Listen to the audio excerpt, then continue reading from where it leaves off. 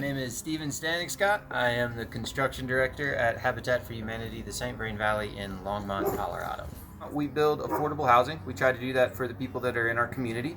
When we think about affordable housing, typically you only think about the mortgage as the cost of a home. But what we really have to realize is that the cost of a home is the mortgage, the property taxes, and the energy bills. About 10 years ago, we really started looking at energy efficiency in the construction of our homes, looking at things like LED lights and energy efficient appliances. But then we looked really deeply at what we're actually using energy in the home for. And that was keeping the home comfortable on the inside. So heating and cooling the house is what you use the most energy on. So we started off by really trying to seal the home up, and we did that with volunteers and tubes of caulk.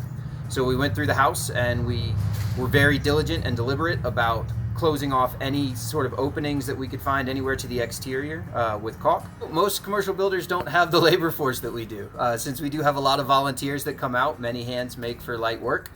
So we can really get lots of people involved in the energy efficient practices of just using that caulk to fill every little gap and crack. Once we got as good as we could get with caulk, we wanted to take another step forward, so we started using a higher grade of insulation. We use a closed cell spray foam insulation in the walls, and that is a product that goes into the wall and it expands, so it finds every single little gap and crack that you could possibly imagine and seals the house up for a really tight house.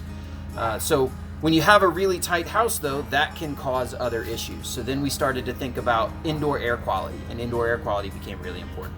So we started using all hard surfaces for floors, no carpet. We started using all low VOC products inside the house, so paints and stains. We also have continuous ventilation throughout the house, so that's air that's being pulled out of the house and the new air being brought into the house through fresh air.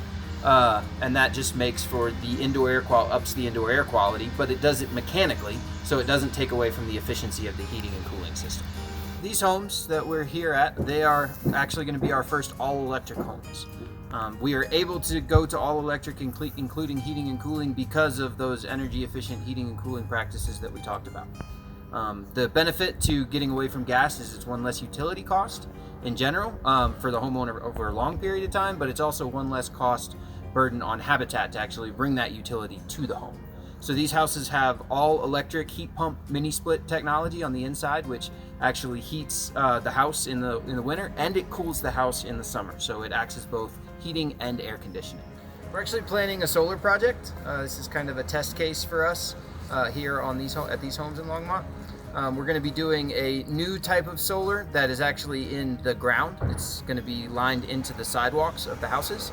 The solar system itself will actually only provide about half of the energy that the home needs total, but they will still be connected to the grid, so they'll still be able to use that electricity, and the solar will just continue to offset their utility costs. If you want to come out and learn how to do this stuff, feel free to come out and volunteer with us anytime. We work every week, Tuesday through Saturday, and we will be glad to teach you a little more about how you can even make your own home more energy efficient.